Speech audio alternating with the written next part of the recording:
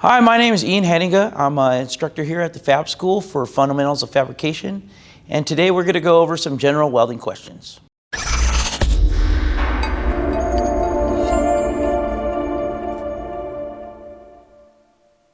right, so what is welding? Welding is a fusion of metals done through electric arc. What are the three types of welding? There's actually more than three, but the three general types are MIG, TIG, and stick. What is the strongest weld? To this day, still one of the strongest welds is stick welds.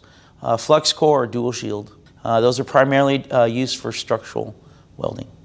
Those types of, that process of welding, because it gets the hottest, it gets the most penetration, especially for large, thick, the types of steels that are being used for large beams for, like, say, a skyscraper, things of that nature.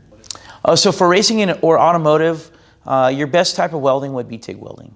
Your best type of welding for production would be MIG. Best welding to me is TIG welding. It's very relaxing, satisfying. The easiest type of welding to learn is MIG welding. It depends on the industry, off-road industry. From what I've seen in the last few years from our graduates going out to the job field, it's been high teens to low 20s to mid 20s, somewhere in that bracket. And then for structural, it's a little bit higher. You're going in the, like the 25 to low 30s range. And then aerospace is more of your upper echelon. Your high 20s to low to mid 30s. How many hours do welders usually work? Honestly, from my experience, as many as you want. Do welders have to be physically strong? To a certain extent, depending on the application of welding. Structural welding, I do solidly say that you do need to be strong. For race applications, maybe not so much. What is a master welder? A master welder is a badass welder.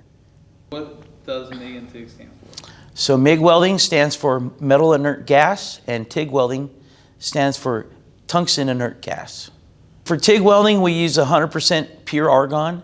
For steel, for MIG, it's called a steel mix, and it's 75% argon, 25% CO2.